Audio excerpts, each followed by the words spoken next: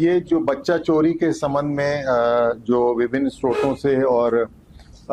खासकर social media पर जो भ्रामक खबरें जो है प्रसारित हो रही थी, वो ऐसे कई मामले बिहार पुलिस मुख्यालय के संज्ञान में आए थे और इसमें मीडिया से भी बहुत सारी क्वेरीज आ रही थी। तो इसलिए यह निर्णय लिया गया कि जो है इसमें मीडिया को भी एड्रेस करके बताया जाए। तो जैसे आज और कल में 24 तारीख में 4 ऐसे मामले जो है बिहार पुलिस मुख्यालय के संज्ञान में आए हैं और आज भी एक मामला आया है जिनमें ये इस तरीके की अफवाह फैलाई गई कि वो बच्चा चोरी गिरोह जो है वो बच्चा चोरी करने का प्रयास कर रहा है, लेकिन वो मामले कुछ और पाए गए। जिसमें जमुई का एक मामला है, जिसमें जो है नालंदा का एक मामला है, उसी प्रकार से जो पूर्णिया का एक मामला, मुजफ्फरपुर का एक मामला और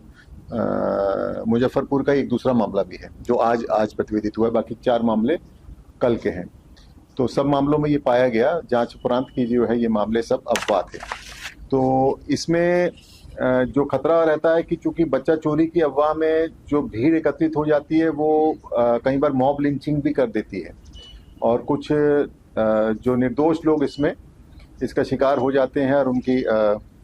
उनको जो है फिजिकल रूप से हानि पहुंचाई जाती है, कुछ में मृत्यु भी हो जाती है उनकी। तो इसलिए हम आप लोगों के माध्यम से अपील भी करना चाहते हैं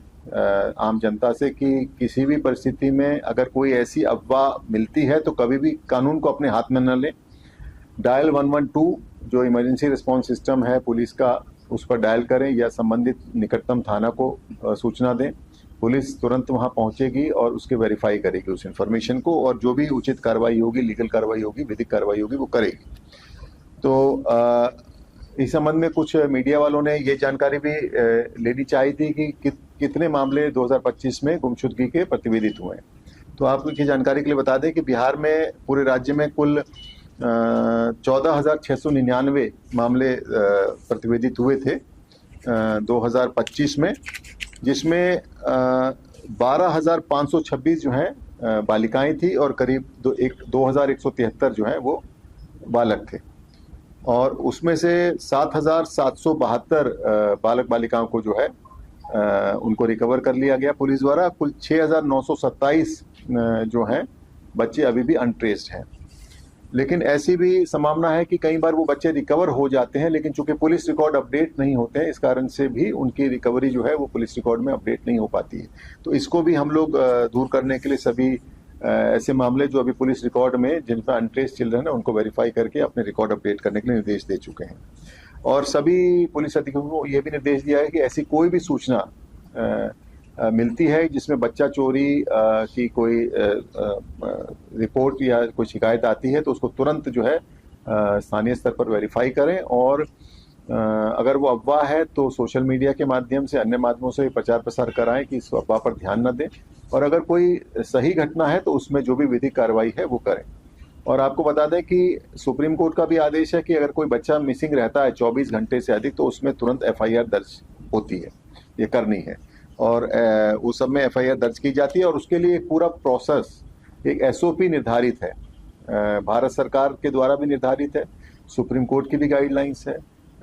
जो बाल विकास मंत्रालय भारत सरकार को उसकी भी अपनी SOP है और बिहार पुलिस ने भी SOP की है और JJ रूल्स 92 में भी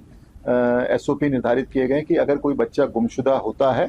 तो उसमें किस तरीके की प्रक्रिया अपनाई जानी है उसकी रिकवरी के लिए। और अगर 4 महीने तक कोई बच्चा रिकवर नहीं होता है तो उसका केस का अनुसंधान जो AHTU anti human trafficking unit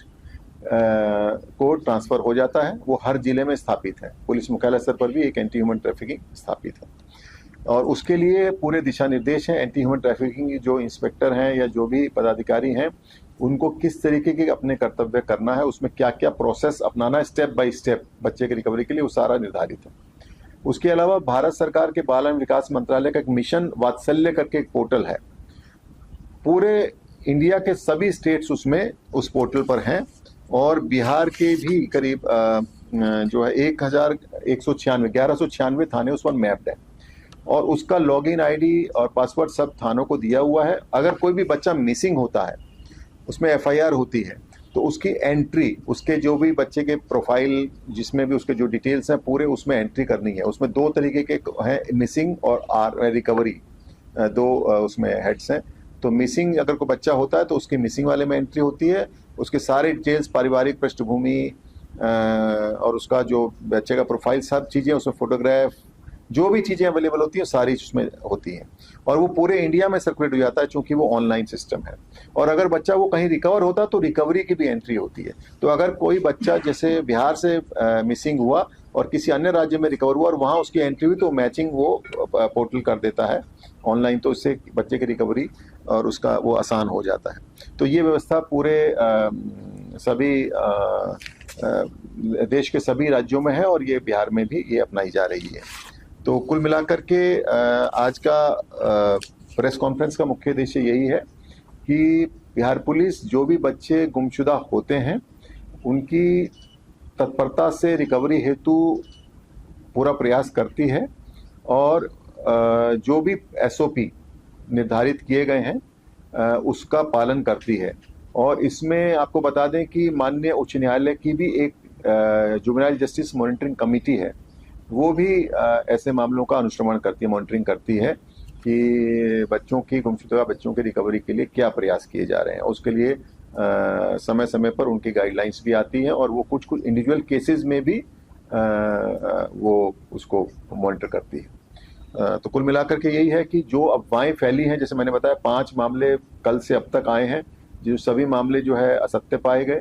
उन सब मामलों में संबंधित एसपी को निर्देश दिया गया है कि उनका अफवाह का खंडन करें और उसका प्रचार प्रसार कराएं व्यापक रूप से, और इस तरीके की कोई भी अफवाह ना फैले उसके लिए अपने जो भी सोशल मीडिया के माध्यम से और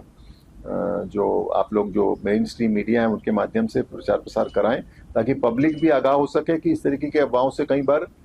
एक भ्रम की स्थिति फैल जाती है और एक law and order situation develop हो जाती है, उसमें किसी निर्दोष की जान भी जा सकती है।